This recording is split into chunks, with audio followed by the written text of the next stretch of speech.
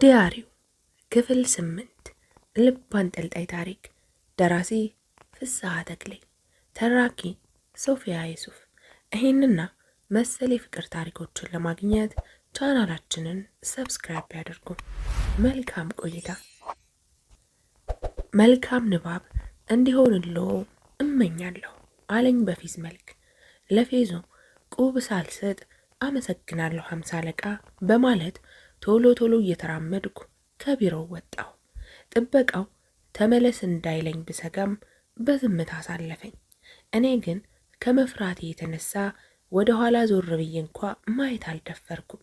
ታክሲ ውስጥ ገብቼ ወደ ቤቴ ስጓዝ ከዚህ በኋላ መቼም ቢሆን 50 አለቃው አያገኘኝም በማለት ተጽናናሁ። ግን ደግሞ ዲያሪው የአልማዝን የመጨረሻ ሁኔታ የማያሳውቀኝ ከሆነ የግዴታ ቀሪውን ታሪክ ለማወቅ ተመልሼ መምጣት እንዳለብኝ ሳስብ ተመልሶ ፍርሃት ወረረኝ። ቤቴን እንደቆለፍኩት አገኘሁት። ሰራተኛዬም ዘመዶቿን ለመጠየቅ እንደሄደች አልተመለሰችም። በሩን ከፍቼ እየተጣደፍኩ ወደ አልጋ ያመራሁ። ልብሴን እንኳ ለማውለቅ አቅም በማጣቴ ጫማዬን ብቻ አውልቄ አልጋው ላይ ዘፍ አልኩኝ። ድካም ይኖርብኝ እንጂ እንቅልፌ ግን ወዲያው አልመጣም። እንቆቅልሹን መፍታት ስላልቻልኩ እንዴት እንዲህ ሊሆን ቻለ? አልማዝ እየዋሸች ነው ወይንስ እውነት ነው የምታወራው? ወይስ እሷ ከሞተች በኋላ ዲያሪውን ያ እርኩስ ዶክተር አግኝቶት ሆን ብሎ ያልሆነ ነገር ጽፎበት ይሆን እያልኩ ራሴን ደጋግሜ ስጠይቅና መልሼ ለራሴ የማያሳምን መላምት ሳስቀምጥ እኩለ ሌሊት ሆነ። በመሃሉ እንቅልፍ ይዞኝ ጭልጥ አለ። ታዲያ አልሚና እንደነገርኩሽ አባቴን በጣም ወደው ነበር። እሱም እኔን ከልጆቹ ሁሉ አብልጦ እኔን ይወደኝ ነበር። አባቴ እንደኔ ጨዋ አልነበረም። ማለቴ መጠጥ ነፍሱ ነው። ሳይጠጣ መግባትን እኔን እስከ ማወቅ ድረስ ሞክሮት አያውቅም። ግን የሚገርመው ነገር ሰክሮ ቢገባም ይበልጥ ቤተሰቡን የሚያጫውተውና የሚያዝናና እንጂ እንደተለመዱት ሰካራሞች አይጨቃጨቅም። ይልቁንም የሚጠጣበት አጥቶ ቤት የዋለ ዕለት ጭቅጭቁ የሚቻል አልነበረም። በዘመኑ አራዶች ከሚባሉት ውስጥ አንዱ ስለነበር ሞቅ ባለው ቁጥር ቮልስ እንደንስ እያለ እናቴን ያስጨንቃት ነበር። እሷ ደግሞ ገራገርና ምንም የማታውቅ ስለነበረች ከአጠገቧ እንዲሄድላት መጨቅጨቅ እንጂ ሞክረው አታውቅም። እርግጥ ሰርግ ሰፈር ውስጥ ሲኖር የሰፈሩ ድግስ አድማቂ ነበረች። እስክስታ ስትወርድ የተቀመጠው ሁሉ ነሽጦት እንዲነሳ ታደርግ ነበር። ታዲያ አባቴ ቫልስ የሚዳንሰው ሲያጣ ትንሹ ወንድሜን አሊያም ወንበር ይዞ እግሩን በቫልስ አደናነስ ወዲህና ወዲህ እያወራጨ በመደነስ ያዝናናን ነበር። ከሁሉም የማይረሳኝ ግን አባቴ የሰከረ ቀን በጣም ደግ ይሆናል። እኔ ካለሁ ችግር የለም ባይ ይሆናል። የደብተር መግዣ፣ የጤፍ መግዣ፣ የእድር መዋጮ ወዘተ የሚጠየቀው በዚህ ወቅት ነው። ካልጠጣማ ያበደ ወይም ለመሰደብ የፈለገ ካልሆነ በስተቀር ገንዘብ የሚጠይቅ የለም። ገንዘብ ከተጠየቀም አንቺ ሴትዮ አሁንስ አላበዛሽውም እንዴ? ገንዘብ የማርስ እኮ አደረግሽኝ። ባለፈው የገዛሁትን ከምኔው ጨርሰሽው ነው? አሁን ደግሞ ገንዘብ አምጣ የምትይ? እኔ እንደሆነ ቤሳቢስት የለኝም፣ እንደምታደርጊ አድርጊው ማለቱ የተለመደ ነው። ግን ያው ተጨቃጭቆም ቢሆን መጨረሻ ላይ ግን መስጠቱ አይቀርም።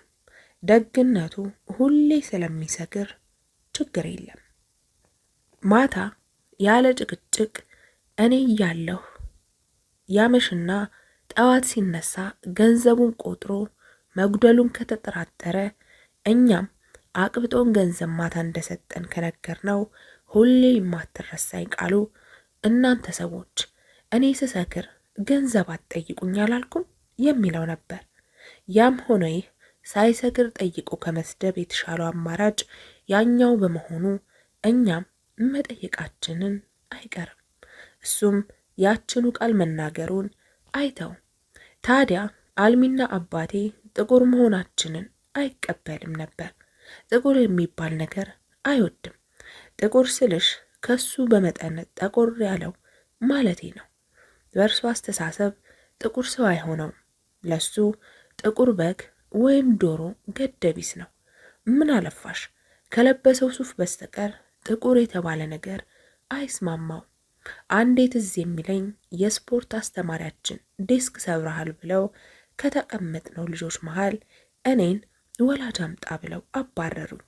አባቴ አስተማሪው ጥቁር መሆኑን እንዳየ ሊያናገረው አልፈለገም። እንደ መመለስ ሲል ምን ነው አባዬ አናግራቸው እንጂ አልኩት።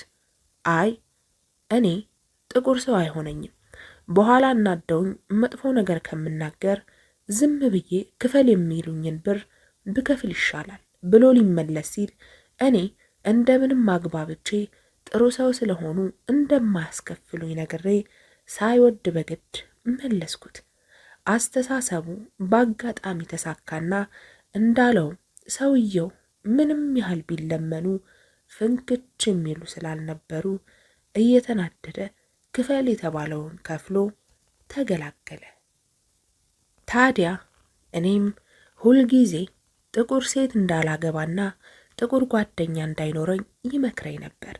ለምን ቢባል ለሱ ገዱ አይደለምና፣ ለእኔ ግን ነገሩ ከማሳቅ አልፎ ደንታም አልሰጠኝም ነበር። አንቺ ደግሞ የቀይ ዳማ እንጂ ጥቁር አይደለሽም። ነገር ግን ያደረግሽኝን ሳስታውስ ድንገት የአባቴ አስተሳሰብ ትዝ ይለኝና የቀይ ዳማም ከጥቁር ይመደብ ይሆን እንዴ እላለሁ። ሳምንሽ ስለከዳሽኝና ይህም በደል ሳያንስ አንቺው ጥፋተኛ ሆነሽ እኔን እንደ በደለኛ መቁጠርሽ አናዶኛል። ግን ለምን? አንቺ በእኔ ብቻ ሕያውነት እንዲሰማሽ አለ። እኔ ግን የሰውነት ሳይሆን ተጥሎ የተገኘ ዕቃ ያህል ራስሽን እንደምትቆጥሪ ደጋግመሽ ነግረሽ ነበር። ዛሬ ግን ምን ተገኘና ከኔ ተለይተሽ ሕያው ሆነሽ መቆየት ቻልሽ? ለጊዜውስ ቢሆን እንዴት እኔን በትምህርት ለወጥሽኝ? አብረን ሆነንስ መማር አትችይም ነበር? አማረ ይቅርታ አድርግልኝ፣ ያለፈውን እርሳው። አንተን ውዴን ፍቅሬን እኔ በምንም አልለውጥህም። እንካ ሁለት እጆቼን ያዛቸውና ጠጋ በልና ቀፈኝ። አዎ እንደሱ እንደ ድሮ ቅፍ አድርገኝ። ምንጊዜም ቢሆን እወድሃለሁ። አሁንም ቢሆን እኔ ያላንተ በድን ግዑዝ አካል ነኝ። ልብ ያልጨከነም። ያለፈውን በደሏን ሁሉ ረስቼ እቅፍ አድርጊያት ስገላበጥ ካልጋው ላይ ተንሸራትቼ በመውረዴ ደንግጬ ከእንቅልፌ ባንኜ ተነሳሁ። ከእንቅልፌ እንደነቃሁ ያየሁት ህልም እንጂ በውን የሆነ ነገር አለመሆኑን ስረዳ ተደሰትኩ። ግን ምን ያደርጋል፣ በአካል ርቄያታለሁ ብዬ ባስብም ልርቃት አለመቻሌን ባስብ አዘንኩ። በቀን ልርቃት ብሞክርም እሷ ግን ሌሊት አድብታ መምጣቷን አልተወችም። እኔስ በሆን ፎቶዋ ራስጌ ተቀምጦ እንዴት ልረሳት እችላለሁ? ከመቅጽበት ተነስቼ ፎቶዋን አነሳሁና መሬት ላይ ከሰከስኩት። መስታወቱ ወለሉ ላይ እንደ ጠጠር ደቀቀ። አልማዝ ግን አሁንም በጀርባዋ ወለሉ ላይ ተንጋላ ትስቅብኛለች። መጨከን ስላልቻልኩ ፎቶዋን አንስቼ ሁለተኛ እንዳላያት በማለት ኮመዲኖ ውስጥ ቆለፍኩባት። የተሻለው አማራጭ ግን መቅደድ ወይም ማቃጠል ነበር። ለዚህ ደግሞ የሚሆን ጭካኔም ሆነ ወኔ አልነበረኝም። ያም ሆነ ይህ ያን ጭንቅላቴ ውስጥ ተቀርጾ ማታ ማታ እየታየ የሚረብሸኝን ፎቶዋን ካራኩት ካሁን በኋላ ሰላም አገኛለሁ ብዬ ተጽናናሁ። ይሁን እንጂ እንቅልፍ የሚባል ነገር የማይታሰብ እየሆነ መጣ። ሸለብ ባደረገኝ ቁጥር የማያት አልማዝ ብቻ ሆነች። ቤቱም ጭንቅላቴም በእሷ ምስል ተሞላ። ከዚህ ሲኦል እንዴት እንደምወጣ ግን አላውቅም። አሁንም እንደ አካሌ ጥላ እየተከተለች አይምሮዬን ትበጠብጠዋለች። በለመደችው ቀላማጅ አፏ ዛሬም ትቀላምዳለች። አልማዝ እንደሆን ብሸሻትም የምትለቀኝ አልሆነችም። እየተከተለ የሚያጠቃ ባለጋራ ሲሸሹለት ሳይሆን መልሰው ሲያጠቁት ነው ጋፕ የሚለው። እንደተባለው ከእሷ ከመሸሽ ይልቅ መጋፈጥን መረጥኩ። ዲያሪውንም አንስቼ ማንበብ ሳይሆን ከእሷ ጋር መጫወት ጀመርኩ። ከእንቅልፌ ስነቃ በሰው እጅ ታቅፌ በሰው ደረት ላይ መተኛቴን አወቅኩ። ግን ዶክተር አድማሱ ደረት ላይ መተኛቴን ያወቅኩት ብዙ ሰዓት አስቤ ህሊናዬ መለስ ሲልልኝ ነው። ተስፈንጥሬ ልነሳም ፈለግኩ። ግን በምን አቅሜ ልነሳ? መላ ሰውነቴ ይዝሏል። እሱም መንቃቴን እንዳወቀ ጸጉሬን በእጆቹ እያሻሸ አልሚ አይዞሽ፣ እንደ ቤትሽ ይሰማሽ፣ አትፍሪ፣ ከኔ ጋር ሆነሽ ምንም አይደርስብሽም። ደግሞም ስለምወድሽ ምንም እንዲያጋጥምሽ አልሻም። ለብዙ ጊዜ ስሜቴን ተቆጣጥሬዋለሁ። ለብዙ ጊዜ ራሴን እንደ አስተማሪ፣ አንቺን እንደ ተማሪ ለማየት ሞክሬያለሁ። ዛሬ ግን ትምህርትሽን ለመጨረስ ትንሽ ቀርቶሻል። እኔ ከእንግዲህ የምጠላውን ያንቺን አስተማሪ መሆንን ብቻ ሳይሆን አስተማሪ እንደነበርኩ ማሰብንም አልሻም። እስቲ አስቢው፣ እጅግ የምታፈቅሪያትን ተማሪ እያስተማርሽ፣ ነገር ግን እንደምትወጃት ለመንገር ስርዓቱ እንደማይፈቅድልሽ በመረዳት ስሜትሽን አፍነሽ የምትወጃት አበባ ስትጠወልግ የምታፈቅሪያት ብርሃን የተሳሳተ መንገድ ተከትላ ጨለማውን ከማጥፋት ይልቅ በጨለማ ተውጣ ስትጠፋ ማየት፣ እጅግ የምታምር ውብ ቢራቢሮሽ በተሳሳተ መንገድ ሄዳ እሳት ውስጥ ገብታ ስትቃጠል ማየት አያሳዝንም? ይህንን በዝምታ ለማየት የሚያስችል ልብ የለኝም። ከአሁን በኋላም ስሜቴን አፍኜ እንድቀመጥ የሚያስገድደኝ ሕግ ሊኖር አይችልም። ብርሃኔ ስትጠፋ፣ አበባዬ ስትጠወልግና ቢራቢሮዬ ስትቃጠል ማየት አልሻም። እኔ ከማንም በላይ ለአንቺ የተፈጠርኩ መሆኔንም እንድታውቂ እፈልጋለሁ።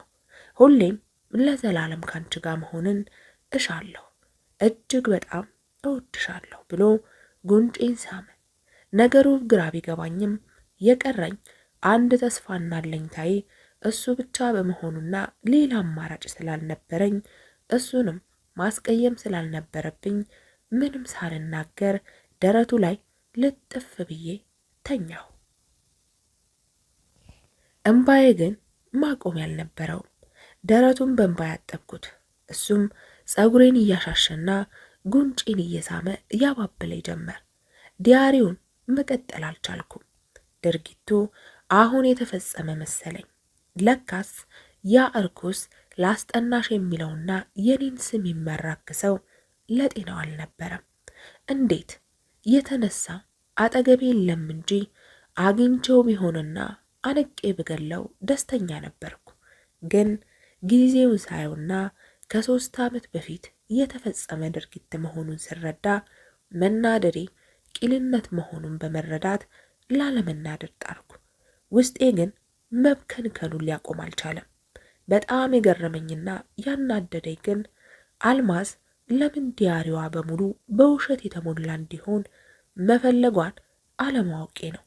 ዲያሪ ማለት ሰው ካለፈ በኋላ ታሪኩን ለትውልድ የሚያስተላልፍበት ሰነድ ሆኖ ሳለ የእሷ እውነት ሳይሆን ውሸት አውርሶ መሄድ ጠቀሜታው ሊገባኝ አልቻለም። ነገር ግን አልማዝ ጽፋ ለትውልድ የምታስተላልፈውና ለወዳጅ ዘመድ የምታወርሰው እንደ አርያ የሚቆጠር ጥሩ ታሪክ ስለሌላት እሷ ከዳተኛ ሁና እንደ ተከዳች አድርጋ መዋሸቷ የሚገርም ላይሆን ይችላል። እኔ ግን የእሷን የውሸት ታሪክ እያነበብኩ ጭንቅላቴ የሚፈነዳበት ምክንያት አልነበረምና ዲያሪውን ጠረጴዛ ላይ ወርውሬ ወደ አልጋ ያመራሁ። ነገር ግን ትንሽ ሄድ እንዳልኩ አንድ ነገር ከነከነኝ። አልማዝ ጠላቴ ደረት ላይ ተኝታ መጨረሻው ምን እንደሆነ ሳላቅ መሄዴን ማንበቤን ቀጠልኩ። አላስችል ስላለኝ ተመልሼ ሌሊቱን ያሳለፍኩት ከአድማሱ ጋር ነበር። ሰውነቴ ለፍቅራዊ ግንኙነት ዝግጁ ስላልነበር በሰላም ሳልረበሽ መተኛት ነበር የፈለግኩት። እሱም ይህንን አልነፈገኝም። ጉንጬን ደጋግሞ እየሳመ ጸጉሬን ከማሻሸትና እምባዬን ከመጠራረግ ውጪ ምንም አላስቸገረኝም ነበር። ባልሰማውም እንደሚወደኝ እየደጋገመ ይነግረኝ ነበር። ንግግሩ ውስጤ ዘልቆ ባይገባም አንድ የሚወደኝ ሰው በማግኘቴ ቀለል እያለኝ መጥቷል። አሁንም የሆነውን ልረሳው ባልችልም ቢያንስ መሞት አልፈልግም። ከእናትና አባቴ ውጪ አንድ የሚያስብልኝና የአማረን ቦታ ባይተካም ማጽናኛ ሊሆን የሚችል ሰው ያገኘሁ መስሎም ተሰማኝ። ግን የማፈቅረው መስሎ አልታይሻለኝ። ግፋቢል ከብቸኝነት ለመሸሸግ ያጠቀምበት ይሆናል እንጂ እኔማ ለተቃራኒ ጾታ ያለኝ ፍቅር ከአማረ ጋር አብሮ በኗል። ከእንግዲህ ሰው እወድ ይሆናል እንጂ እንደማላፈቅር ግን እርግጠኛ ነበርኩ። ንዴቴ ከቁጥጥር ውጭ በመሆኑ ዲያሪውን ወረወርኩት። ግን ጨክኜ አልጨከንኩም። ትንሽ ቆይቼ አነሳሁት። በዓለም ላይ ማንኛውም ሰው ሊሸከመው ከሚችለው በላይ በደል ያደረሰችብኝ ሴት ዛሬ ከኔ ውጪ ፍቅር ላሳር እንደሆነ ልትነግረኝ ትሞክራለች። ምናልባት ይህንን ጽሑፍ እኔ ብጽፈው እውነት ይሆን ነበር። ፍቅር ለእኔ ከአልማዝ ጋር አክትሟል። ለእኔ የተፈጠረች እንደ አምላክ የማመልካት ሴት ዛሬ የለችም። የማያቸው ሁሉ አርቴፊሻል የሆኑ አሻንጉሊት ሴቶች ናቸው። ስለሆነም ከእንደዚህ አይነት ሴቶች ጋር መቼም ቢሆን ፍቅር ሊይዘኝ አይችልም። ከእንግዲህ ወዲያ ከአልማዝ ጋር የነበረኝ የፍቅር አይነት የሚነካ ነገር መቼም አይይዘኝም። ይልቁንም ለሴት ያለኝን ጥላቻ ይበልጥ እያዳበርኩ በመምጣቴ እኔን የሚያዝናናኝ ስራዬ ብቻ ሆኗል። ከሴት በመራቄ ጊዜን ለንባብና ለጽሑፍ በማዋሌ በመጽሔቶች ላይ የተለያዩ ጽሑፎችን በማቅረብ ታዋቂ የሆንኩ መጥቻለሁ። ታዲያ ጽሑፎቼ ሳላስበው ለሴት ያለኝን ጥላቻ የሚያንጸባርቁ በመሆናቸው በሴቶች ዘንድ እምብዛም የተወደዱ አልነበሩም። አንዳንድ ስለ ሴት ልጅ ጥላቻ ያለኝ ትምክህተኛ መሆኔን እየጠቀሱ ጽሑፌን የሚተቹ አሉ። ፍቅር ይዞት የማያውቅ ፍቅር የማይገባው በጽሑፉ ጥሩ ነገርን ከመግለጽ ይልቅ ሴትን ለማጣጣል የሚጠቀም በማለት የሰው ሳይሆን የአውሬ መንፈስ የተጠናወተኝ አይነት አድርገው የሚያቀርቡኝም ነበሩ። ያም ሆነ ይህ እኔ ግን አልፈርድባቸውም።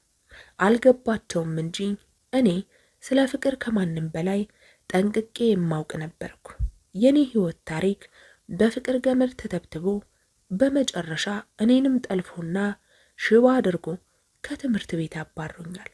በትምህርቴ ከአንደኛ በታች ወጥቼ የማላውቀው ልጅ እንደ ሰነፍ ተማሪ ግቢውን በሀፍረት ለቅቄ እንደወጣ አድርጎኛል። ሌላው ቀርቶ ዛሬም ጥላ ሆኖ እየተከተለኝና እንቅልፍ እየነሳ አእምሮዬን ሊያስተኝ ደርሷል። ታዲያ ፍቅርን ብሸሽ እንዴት በኔ ይፈረዳል?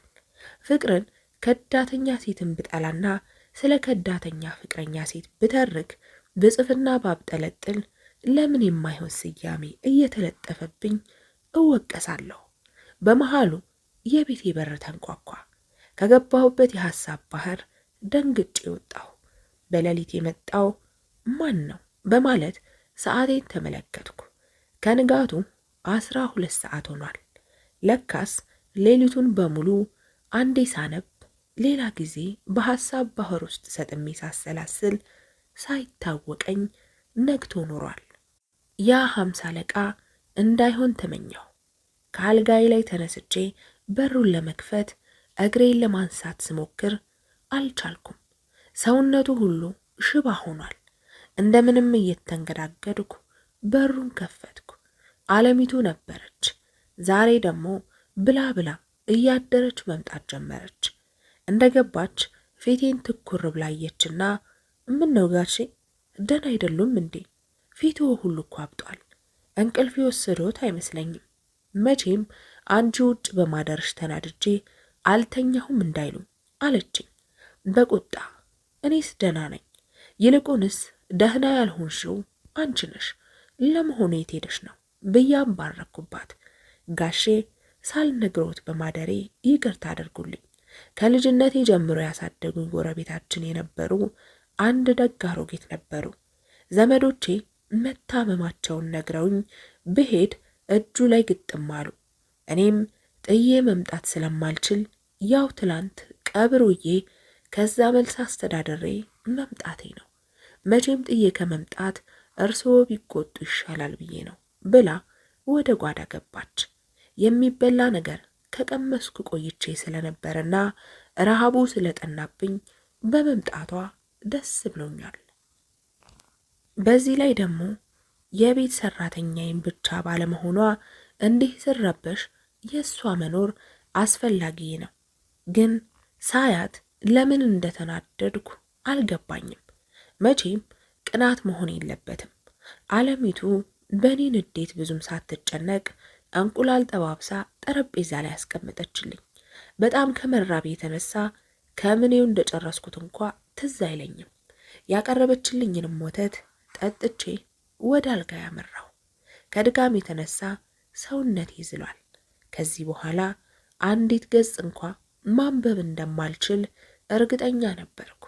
አለሚቱ ልብሴን እያወላለቀች ምን ነው ጋሼ ዛሬ ልክ አይደሉም፣ እደጃ ድሬ ነው ብቻ እንዳይሉኝ፣ እኔ እንደው ደጋግሜ ምክር ይወታለሁ። ኋላ አንድ ቀን ማጅራት መቺ እዛው እንዳያስቀሩ። በኋላ አለሚቱ የነገረችኝን ብሰማ ምን ነበር ብለው ቢጸጸቱ ዋጋ የለውም። እውነቴን ነው ነግሬ ይወታለሁ እያለች ልብሴን አውላልቃ አንሶላና ብርድ ልብስ አልብሰኝ ልትወጣ ስትል እጇን ያዝ አድርጌ አብራኝ እንድታድር ነገርኳት። አብዛኛውን ጊዜ አብራኝ የምትተኛው ሌሊት ሰክሬ ስገባ ነበርና የዛሬው ግን ያልተለመደ ነገር ሆነባት። አብረን አደርን። ከእንቅልፌ ስነቃ ግን አለሚቱ አጠገቤ አልነበረችም። እኔ የምፈልገው ከሀሳብ ባህር ወጥቼ እንቅልፍ እንዲወስደኝ ነበርና የፈለግሁት አግኝቻለሁ። እሷ ግን የምትፈልገውን ስላላገኘች እንዳበሳጨኋት እርግጠኛ ነበርኩ። ካልጋይ ወርጄ ልብሴን መለባበስ እንደጀመርኩ አለሚቱ ምሳ ሰርታ ትጠብቀኛለች ብዬ የፊት ውሃ ይዛ መታ ጋሼ ምን ነው ዛሬስ በቀኑ ተኝተው ቀሩ? ምሳ እንዲበሉ በቀሰቅሰውት እኮ አልሰሙኝም። ደህና አይደሉም እንዴ እያለች መልስ ባይኔ የምሰጣት ይመስል አይኔ ማየት ጀመረች። እኔም ሌላ ጫን ያለ ጥያቄ እንዳይከተል በማለት ደህና ነኝ ብዬ አጠር ያለ መልስ ሰጠኋትና ወደ ጠረጴዛው አመራሁ። እሷ ግን የምትለቀኝ አልነበረችም። አይ ጋሼ ደብቀው ነው እንጂ አንድ ያጋጠመውት ነገርማ አለ። ቀዝቀዝ ብለዋል ነው ወይስ በእኔ ማደር ተቀይመው ነው ብላ ጥብቅ አድርጋ ያዘችው። የተቀየምኩ ቢመስላትም አልፈርድባትም። ምክንያቱም የምፈልገውን ፍቅር ባልተለመደ መልኩ ነፍጊያታለሁና። ስለዚህ ያልተቀየምኩ መሆኔን የሚያሳምን ምክንያት መፍጠር ነበረብኝ። ደህና ነኝ፣ ትንሽ አመም አድርጎኝ ነው አልኳት። ምክንያቴ ባያረካትም ከዚህ በላይ የመከራከር መብት ስለሌላት በሰጠኋት መልስ ባትረካም ምሳ ለማምጣት ሄደች። ከምሳ በኋላ ቀሪውን ታሪክ ለማንበብ ተጨማሪ ጉልበት ያለኝ መስሎ ስለተሰማኝ የመኝታ ቤቱን በር ቆልፌ ንባቤን ተያያዝኩት። የቆምኩበትን ቦታ ለማስታወስ ጊዜ አልፈጀብኝም። ያ እርኩስ ያችን የምወዳትንና የማፈቅራትን አበባይን እንደቀጠፈ የሚከላከል መስሎ ለመንጠቅ እጁን ሲያሾል ነበር ያቆምኩት። ንባቤንም ቀጠልኩ። የኔዋ ቀባጣሪም መቀባጠሯን ቀጠለች። ጊዜ በጊዜ እየተተካካ በሄደ ቁጥር እኔም ንዴቴ ቀስ በቀስ እየበረደ መጣ። እርግጥ በሱ ሊረሳ የሚችል አልነበረም። ማንኛውም የሰው ፍጡር የህይወት ጎዳና ላይ ይሆናል። ህይወቴንም በዚህ መንገድ እንዲህ አድርጌ እመራዋለሁ ብሎ የወጠነ ሁሉ ተመሰቃቅሎ ከፊት ለፊቱ የሚያየውና ሊጓዝበት ያሰበው ለስላሳና ደልዳላ መንገድ በሾህና በጋሬጣ ታጥሮ መውጫና መግቢያው ወደማይለይበት አባጣና ጎርባጣ መንገድ በቅጽበት ሲለወጥበትና ተስፋ ቢስነት ቦታ ሲለቅ ሲያይ የመበሳጨት ንዴት የመብዛት ይሰማዋል። የኔ ሁኔታ ከዚህ የተለየ አልነበረም። ክፍል 9 ይቀጥላል።